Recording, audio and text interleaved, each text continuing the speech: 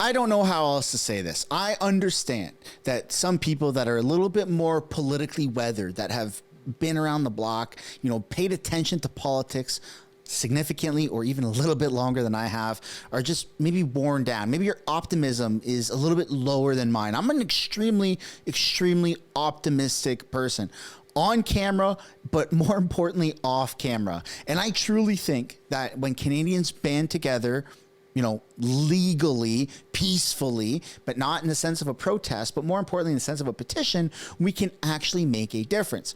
Now, several months ago, I realized that, hey, look, Greg Fergus, the House Speaker, is muting the microphone on the House floor, and he's silencing everybody so that we Canadians, taxpayers, aren't able to hear what goes on. For instance, when Pierre Poilievre called Justin Trudeau a wacko, the House Speaker muted the microphone and then kicked him out. In that instance, it's not a threat of national security. It's an attack on our democracy to mute the microphone. So I started a petition, which can be found linked down below in the description or the pinned comment below, or just go to your Google, address bar, go to the internet and type in stopmutingthemic.ca. Now, a lot of people are like, hey man, good luck, right? People are supporting it. People are passively supporting it. People are not interested in it.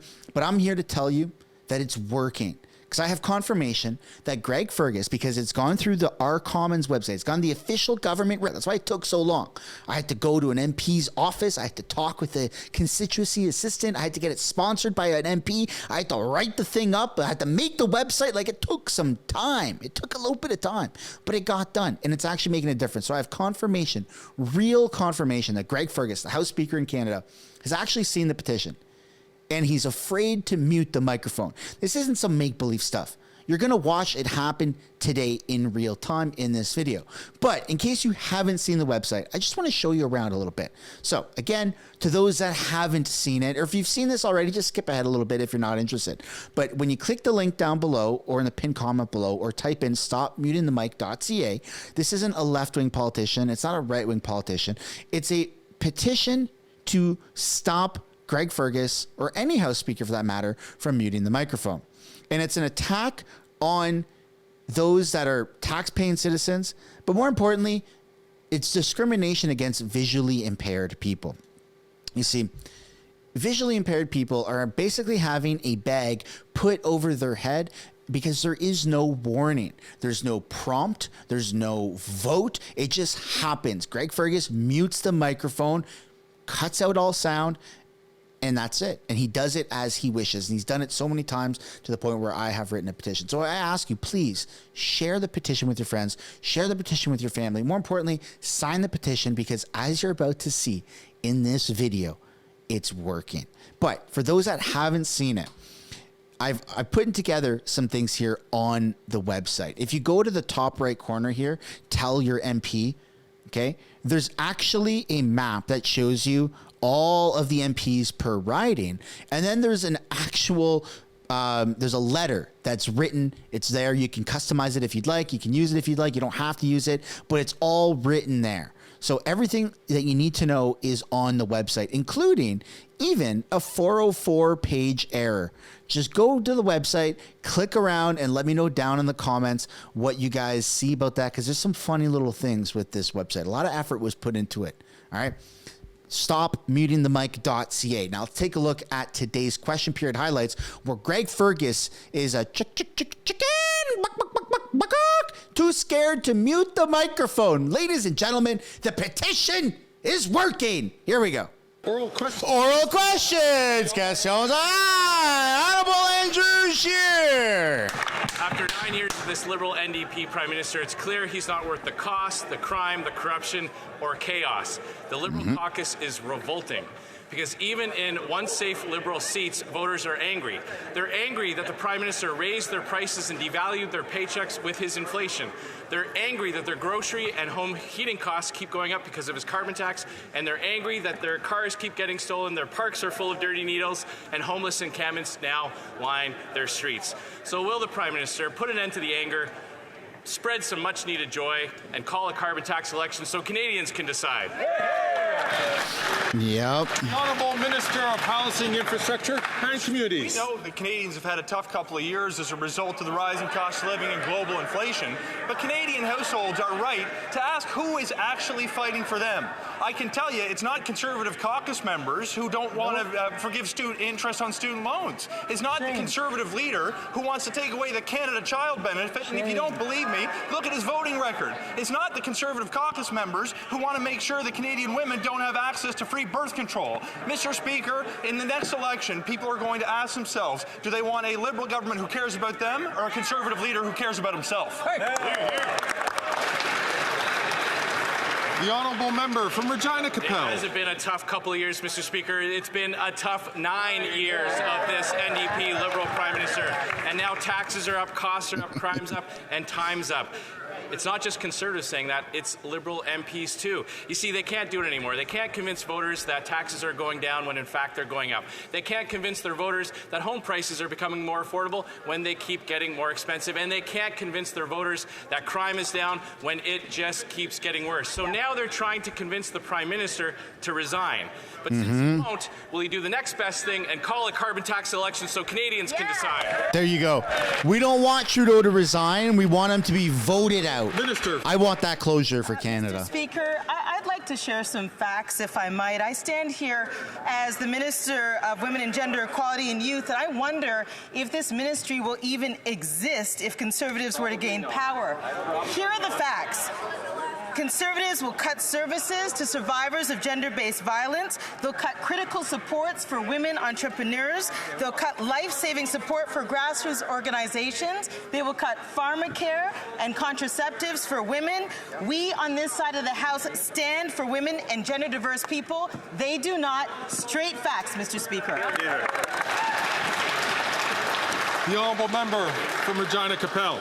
That is baseless and false. We're going to cut the carbon tax, eliminate, There you go. fund the CBC, and put that savings back in taxpayers' pockets. But consider where we are. It's actually kind of amazing. Liberal MPs are so frustrated that they're not allowed to speak in caucus, they're actually confiding in Conservatives. They have to sneak out to the bathroom to have therapy text sessions with journalists, and cabinet ministers call their own colleagues garbage because they're speaking out against the Prime Minister's terrible record. He's losing control, he's losing confidence, he lost the plot a long time ago, so for the love of all that's holy, will he finally call a carbon tax election? The Honourable Minister for... Leader of the opposition, the leader of the Conservatives would do if he was the Prime Minister, he would cut things like the Canada Summer Jobs Program, Mr. Speaker, something that exists in every one of our communities that is so important to employers and so important to kids. Mr. Speaker, do you think She should be signing the petition. There's Indigenous people that watch funding to First Nations Question Period a real and fair, equitable and don't want the mic to be muted. Mr. Speaker, abortion is health care, but under this Liberal government, so many Canadians still don't have access to reproductive health care. And for those who live outside of larger urban centres, it's almost impossible. You know, the anti-choice Conservatives would only make this worse. The Trump-light leader and his extremist cabinet has voted 5 times to restrict abortions. And while the Prime Minister talks a good game, he hasn't done enough to ensure that Canadians get the care that they deserve. Why hasn't the government taken access to reproductive health care seriously? The Honourable Minister for Women... Men have tampons in the bathroom. I don't know what you're talking about. Thank the member for her advocacy, but the right to an abortion and access to it go hand in hand. And through a $45 million sexual and reproductive health fund, we're addressing that. We're making sure, Mr. Speaker, that Canadians facing obstacles accessing reproductive health care are supported financially, and organizations providing those essential services have capacity funding. While Conservatives MPs try to limit a woman's right to choose, we'll continue to work hard at opening every possible door, Mr. Speaker, to increasing access. The Honourable Member from London Fanshawe. Canadians have heard that Liberal rhetoric before, but the point here is that abortion care and access to it isn't good enough. Women and gender-diverse Canadians are scared. They know that their rights are under attack, and they've seen far-right movements and politicians in Canada emboldened. The Conservatives continue to side with anti-choice movements and believe that Canada is a, quote, lawless state of fetal killing. But we know abortion is health care. Will this Liberal government use the Canada Health Act to make sure that all Canadians have full access to abortion? Canada is a state of fetal killing, Mr. Speaker, and I completely but there's actual murders happening in the streets and they don't care? Absolutely essential that every woman in every part of this country has access not only to abortion but to the reproductive tools that she needs to have control and autonomy over her own. Why is he mansplaining? Remarkable progress on that. Signing agreements with every province and every territory, having indicators common on health standards across the country, making sure that for the first time every woman everywhere has access to the contraceptives that she needs. That's what freedom looks like. That's what we're delivering. Hear, hear. I take heavy offense from his mansplaining. Member from Calgary Shepherd. After 9 years of this NDP Liberal government, taxes are up, costs are up, crime is up, time is up, and now even excuses are up. The Prime Minister now admits he destroyed Canada's immigration system and the 150-year immigration consensus. He can't fix what he broke. He can't fix immigration. He can't fix housing or anything else right now because he's fighting his own caucus. So instead of blaming everyone else, including immigrants like myself, will he just admit that he shattered the immigration system and caused lasting damage to Canada's housing market, healthcare, and jobs? The Conservatives are crushing it today. Ship and refugees. Thank you, Monsieur le Président. Look, I was flabbergasted to hear the Leader of the Opposition's answer today, the most immature answer on immigration that I've ever heard. He's late to the game. He's so late to the game on this, he hasn't even come up with a slogan yet. So when he comes up with a slogan, perhaps we'll take the chance to respond. But what we propose is a plan for controlled migration. We're proud of it. It serves Canadians well. The honourable member from Calgary Shepherd. Thank you, Speaker. It's rich coming from that particular minister who called 24 Liberal MPs garbage because they're looking after their own careers and worried they're not going to make it. They're not going to be here after the next election. Their own constituents are going to send them to the unemployment line. Now, this is reckless, and he even said it himself. That's a pretty good clapback. He didn't get it right. He said it during his own press conference. He didn't get it right on immigration. He didn't get it right on housing. He can't get it right on the carbon tax. So, will the Prime Minister just admit that his flip-flop has destroyed the immigration system and accept his own personal failure? The Honourable Minister for Immigration, Refugees and What I said, Citizenship. Mr. Speaker, is that it's garbage to focus on anything other than the circus clown that he's supporting. Oh, you can't do that! That's name calling! That's discrimination! Order. I'm going to invite the Honourable Minister to please withdraw that comment. That was unparliamentary towards another member. Yeah. Mr. Speaker, I withdraw the comment. Yeah, you circus clown. The Honourable Member from Oxford. 9 years of the NDP Liberals, taxes are up, costs are up, crime is up, and chaos in our immigration system is also up. Right on. The Liberal NDP government has broken our immigration system with their reckless policies. And today's immigration flip-flop is a massive admission of their own failures. The Prime Minister said that he didn't get the balance quite right. That's an understatement. And that is clearly obvious with the state of our country today. Exactly. So will the Prime Minister admit that he broke Canada's consensus Dude, on the immigration? Conservatives hype each other up when they're talking. Now. You can hear them. That's right. That's right. That's right. I love it. We'll have to put forward a plan instead of slogans. I haven't even heard the slogan on this because he's been so delinquent on coming up with any valid points to be made on the immigration system, the consensus of which is challenged. Let's hear him. Let's hear his plan. Let's even start hearing the slogan because we haven't heard it yet. The honourable member from Oxford. That's pretty weak. Mr. Speaker, they're trying to be firefighters when they're the ones that are causing the fires in the first place. That's right. We had a Yeah. immigration in this country, and this incompetent Prime Minister broke it. Right. They ignored warnings from their own officials. They dropped police clearance certificates from their own background checks for temporary residents. They even told their own officials to skip vetting for temporary foreign workers. Wow. So there is no doubt that after 9 years, they have broken the consensus on immigration. Will they call a carbon tax election now so common sense Conservatives could clean up their mess? The Boom. Honourable Minister for Immigration, Refugees and Citizenship. Mr. Speaker, if the member opposite thinks that security certificates from the Modi government are reliable, he needs a little clearance too on top of his leader, who should probably get a better briefing on the national security of this country. Get the clearance, get the briefing, stop being a baby, and be responsible. Stop being a baby. You can't say that either. There he goes.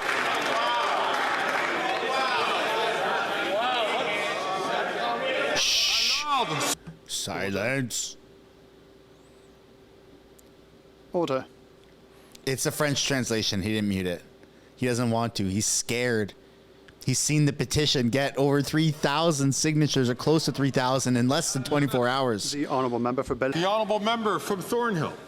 The former immigration minister and the MP from Central Nova oversaw population growth in this country of 200% over the past several years. He lost track of the people that he let in. Worse, he saw international students living in homeless shelters or with 14 roommates in a basement, all while he ignored his department's advice on it was too much and too fast. Watching the impact of these failed policies on housing, the Prime Minister said, "That's my guy for housing." Why did the Prime Minister promote this guy instead of firing him? There you go. Melissa's good, man. Melissa is really good. The opposition would like to distract from the issues that actually matter most to Canadians. They focus these days on caucus unity. I would actually point out she sits just a few seats down from a colleague who just a few years ago she criticized for casting aspersions on the LGBTQ2+ community. When it comes to the work that we're actually doing to get the homes built, we are doing everything we can to build more affordable housing. When their leader was actually in the position of housing minister, he got six affordable housing units built across the entire country. We're going to focus on what matters to Canadians, not the distractions that they try to put on the floor. Look at Randy bobbing his head. Member from Thornhill. 195,000 was the number, and that's a number that minister would only dream of building because some people fail upwards. Even Canada's current immigration minister said, quote, "It's That's really a good line. out of control." He was talking about the same immigration system controlled by the new housing guy who lost track of the people who he let in and is now laughably in charge of fueling the housing crisis that the Prime Minister created. The Prime Minister can't possibly fix housing or immigration or anything else because he's fighting his own caucus. So if the Prime Minister won't fire this guy, will he resign in disgrace? Wow, man. Put some W's down for Melissa, huh? Mr. Speaker, my feelings. Look, they're going to be disappointed to know that I spend no time or energy thinking about the insults they hurl at me. What concerns me is the insults that they hurl at Canadians. But I do have news for the honourable member, because she stated a fact that needs to be dispelled. 6 is the number of affordable housing units that the government helped build. They're trying to take credit for the number of homes that Canadians built. But Mr. Speaker, here's the kicker, and I've got news. That number, if we accept it as the right metric, is the worst record of any housing minister in the last 10 years. If they want a prize for their leaders' efforts, it's the prize for biggest loser. Probably will get in trouble for that. The honourable member. Oh, I guess not. I guess not. Nicola. Mr. Speaker, after 9 years of these NDP Liberals, taxes are up, costs are up, crime is up, time is up. The former Minister of Immigration and MP for Central Nova was responsible for population growth of 200% in the past several years. Worse, he saw international students living in homeless shelters and in cramped quarters while ignoring departmental warnings that immigration levels were rising too fast. Now, watching the impact of these failed policies on housing, the Prime Minister sat back and proudly said, "That's my guy, that's my housing minister." Why did the Prime Minister promote this minister? Instead of simply firing him, are the two of them waiting to get a pink slip from the Liberal caucus? The Honourable Minister for Housing, Infrastructure and Communities. Mr. Speaker, they want to talk about immigration as failure. I'm surprised that they would call it a failure that we provided refuge to hundreds of thousands of vulnerable Ukrainians who fled a war of aggression. I'm surprised that they think it's a failure to have made good on our commitment to welcome 40,000 Afghan refugees, including those who actually fought alongside the Canadian forces. Now, I shouldn't be surprised, Mr. Speaker, because they have opposed our support for Ukraine at every step of the way. They campaign on a commitment to welcome precisely 0 Afghan refugees. Immigration in this country, Mr. Speaker, is not a failure, it is a strength.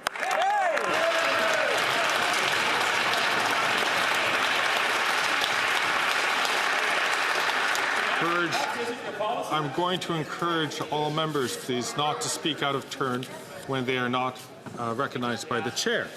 The honourable member from Port Moody, Coquitlam. 10 million Canadians won't have a family doctor by the end of the decade. With an aging population, this is unacceptable. The Liberals have been dragging their feet for years on health care, while the Conservatives' answer is to make people pay for that care.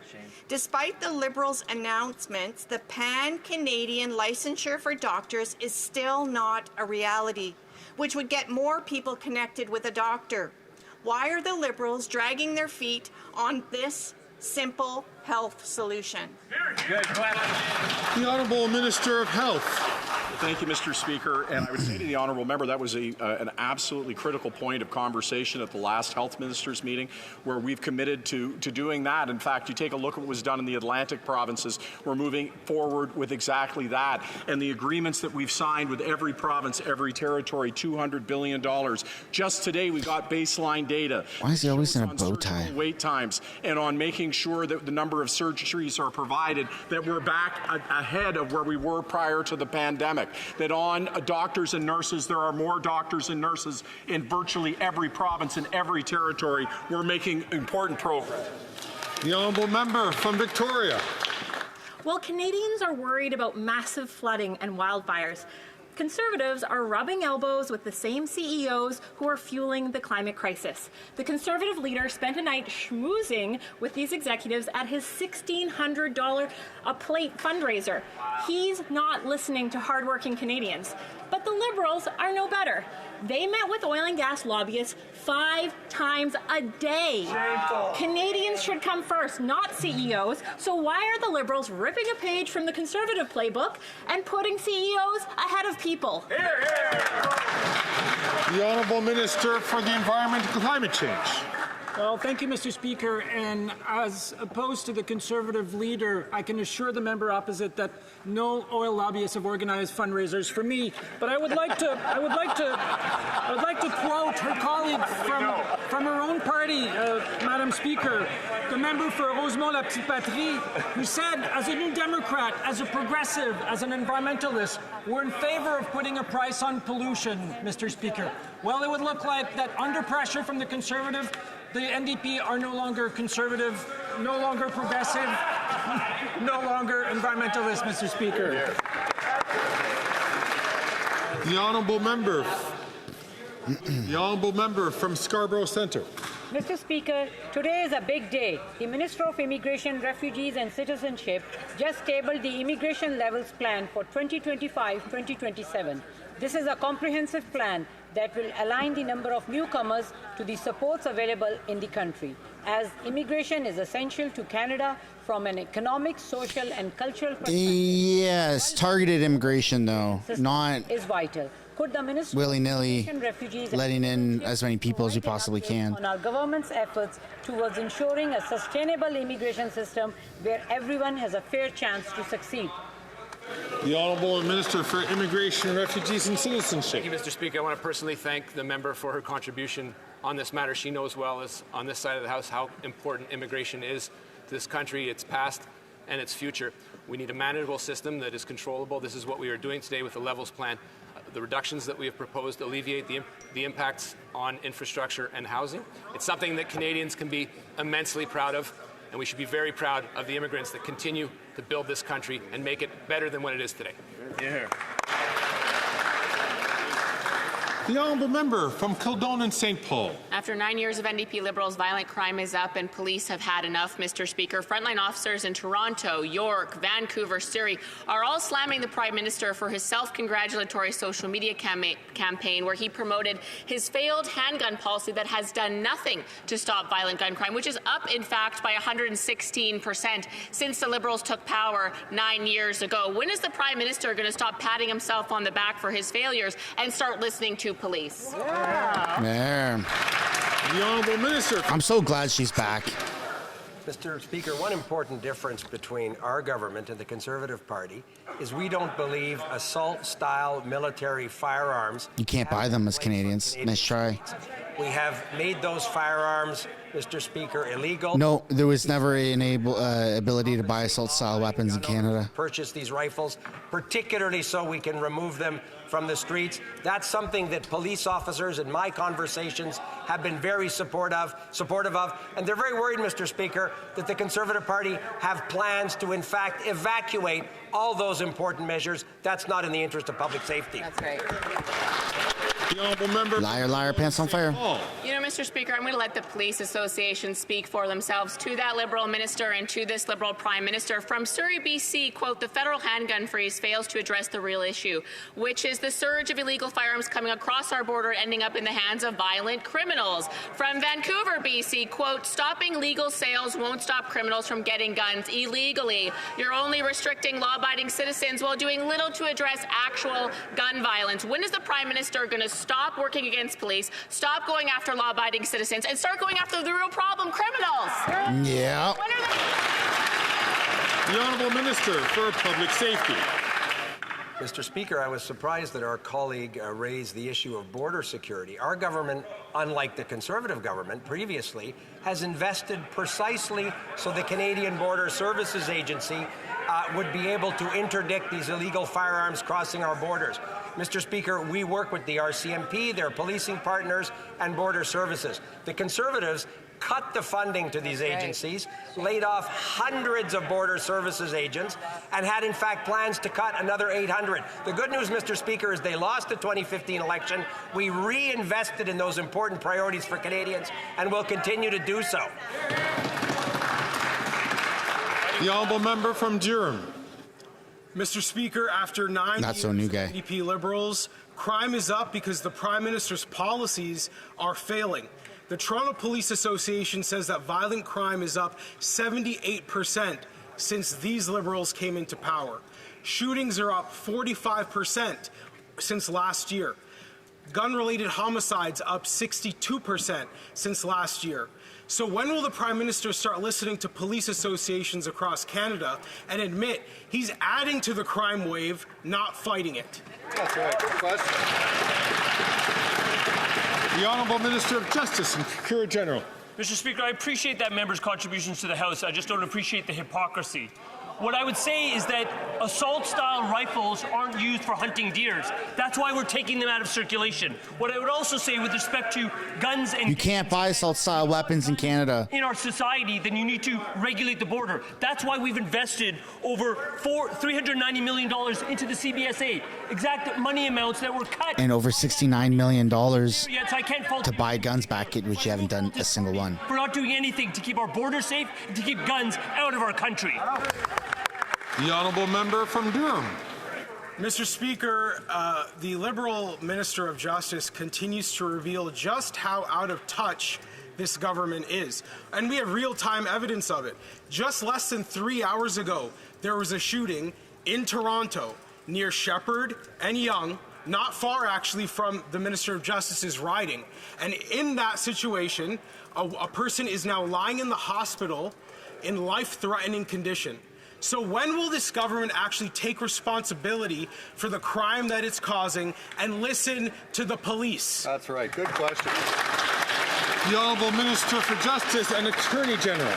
can assure that member that I listen to the police all of the time. And you know what they tell me? They tell me that when you take guns out of circulation, what you do is you help on things like gender-based violence and domestic violence that occurs because women are getting killed because guns are in the homes. When you pass a bill like C-21, you disable that from happening because you ensure that you're keeping women in this country safe. That is a priority, or should be a priority, for this entire parliament. It's just really shocking that that member doesn't get it. They're friggin' liars, man. They're lying. Mr. Speaker, after 9 years of NDP Liberals, taxes are up, costs are up, crime is up, time is up, and now corruption is up.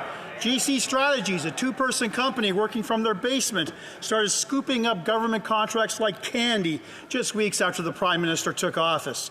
$20 million for doing nothing on the failed arrive scam, $100 million in total in government contracts. If that doesn't scream corruption, I don't know what does. Will the Liberals get our money back? The Honourable Minister for Public Services and for Public Services. Merci, Monsieur le Président. Vous auriez pu le dire aussi en français, parce que c'est en français. Because this is something that my colleague has already heard several times in English. It's very good that the Auditor General and the RCMP are independent, and that both of these organizations are doing the work that they are supposed to do, and we will support them in that. The Honourable Member from Brantford Brant. Mr. Speaker, the question is in English, but I digress. Liberal corruption is on rinse and repeat. He's going to get in trouble for that. Investigating $100 million. You can answer in Canada, you can answer any question at any time in French or English. No way. Yeah. Order.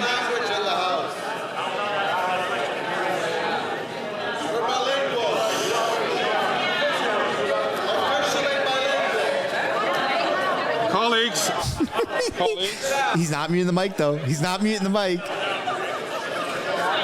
Order, please. He's not muting the mic.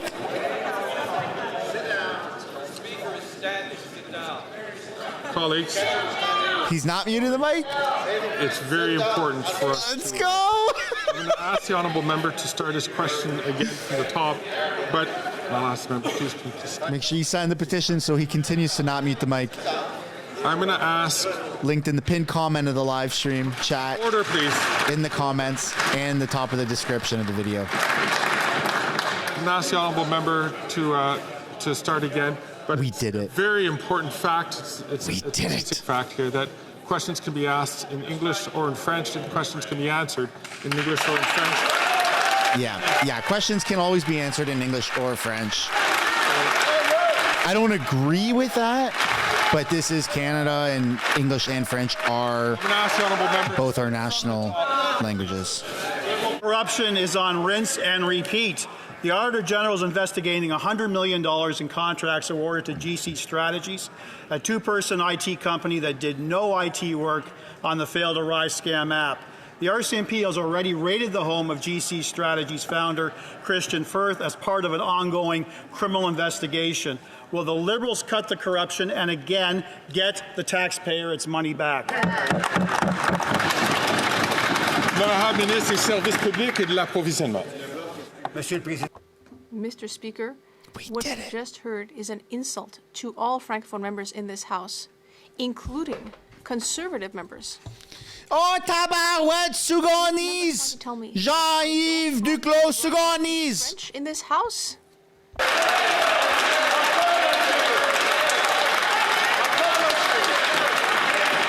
Sugan these nuts. Alors, s'il vous plaît.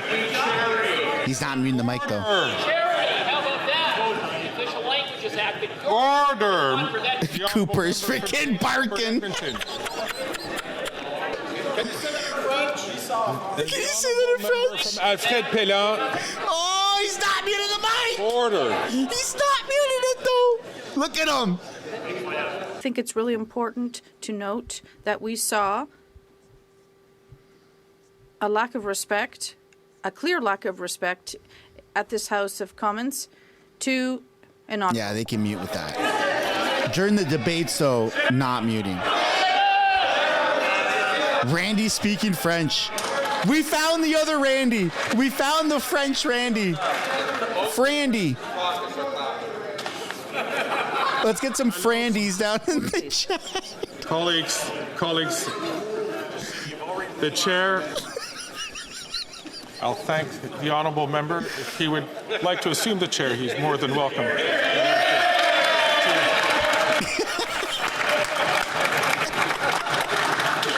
Colleagues, the chair has already made a statement on this matter during question period. I see that the honourable member from Brantford Brant would like to rise in this place. The honourable member. Thank you, Mr. Speaker. On a point of order, in relation to the introduction of my second question, I made a reference to the question was originally in English. I was unable to hear the minister's response because of commotion in the House. My volume wasn't working correctly on my headpiece. That's why I made the reference. Clearly, I recognize, Mr. Speaker, that every member in this House is entitled to respond and ask questions in both official languages. Freaking Brock, man. Got him. I thank the honourable member for reiterating the last point. I think, colleagues, I think this is where he should mute the mic. Bradford Brant raises a very interesting point, which is that when people are taking the floor, when they're not. I say this to the conversation which is happening right now. He wants to mute it again. Member from Lakelands. You cannot hear what is going on if there is too much ambient noise caused by people speaking out of turn. And this is a very important point. C'est un point. It's a point that I have raised on several occasions, especially for those who are listening to the debate here in the chamber, in the other official language, through the interpretation services. It's so important for no one to speak out of turn so everyone can hear and understand what's happening here in the chamber. Point of order, the honourable member for Louisvert. Mr. Speaker, the member for Brantford Brant is clearly trying to step away from what he said. We all understood what he was trying to do, and he tried to suggest that the member should not answer in French, and now he should apologize. It's inaudible. It's inaudible. Oh.